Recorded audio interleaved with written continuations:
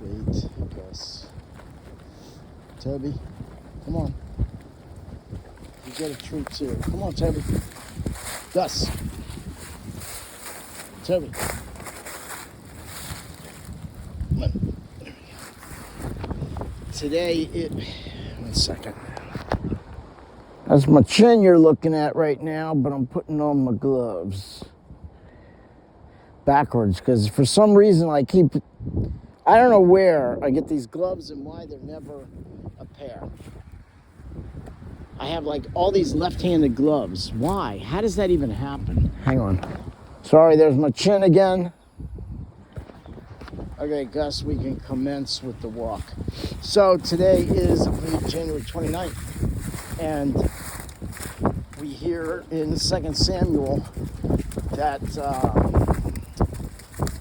Absalom has gotten the backing of the people, and they're going to oust David or kill David, I think, King David. I didn't really look into this one too much, but somebody comes up and starts throwing stones.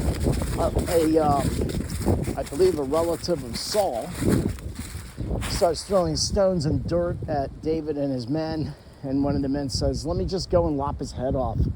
And I read about the saints every day, pretty much. You're constantly hearing about people being beheaded. Man, people love that stuff. Even till today. I mean, they're still doing that.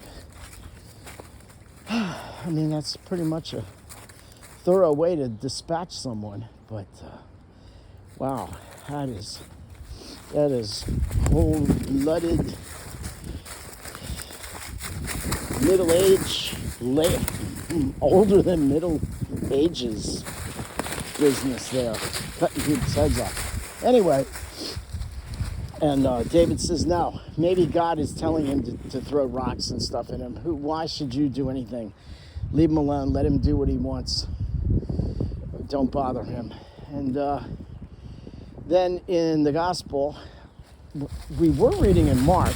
I think it's Mark, with the acclamation maybe from Matthew, but it's the story of I think Jesus comes in a boat, lands, and there's a guy who comes up to him.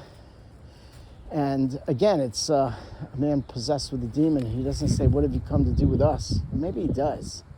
He says it was an interesting wording that I'm not familiar with. Maybe it's the translate. I don't know. But he says, so this guy has been possessed by a demon. He stays out of the city, and they chain him and they shackle him, and he breaks the chains and breaks the shackles.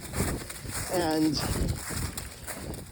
I believe the demons asked to be released from him, and Jesus says, "Who are you? What is your name?" or something, and the demon says, "We are legion. There's many of us," or something to that extent.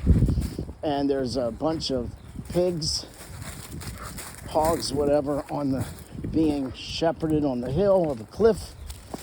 And the demons say, "Put us into the hogs," I think. And Jesus says, "Out of him," or something like that. And the guy is healed instantly. And the demons go into the hogs, and the hogs run off the hill and jump into the water and drown themselves. I think it says thousands or 2,000. And the shepherd's freaked out. And needless to say, he goes and tells everyone, and they say, "Please leave." I don't know why. I mean, he's able to dispatch demons, so that might be a useful thing in those days. Apparently, people getting possessed by demons left and right. But they say, "Please leave," and Jesus does, I think. And he can't go anywhere and be in peace because people are looking for his help with miracles and things like that to get rid of demons and heal their blindness and their inability to walk or speak.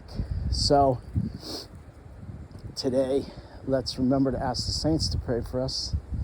Let's remember to pray for the souls in purgatory.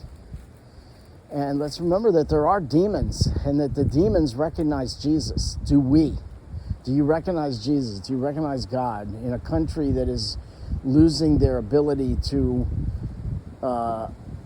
believe in God? They're believing in science and only what they can see.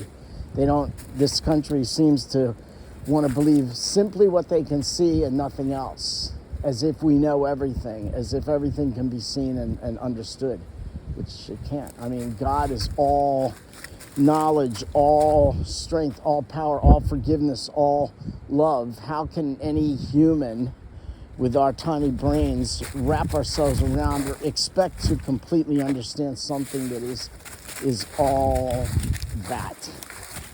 So let's recognize Jesus. Let's be at least as smart as a demon and recognize Jesus in our life, and that God exists for those of you who are having a problem with even that bare, simple fact.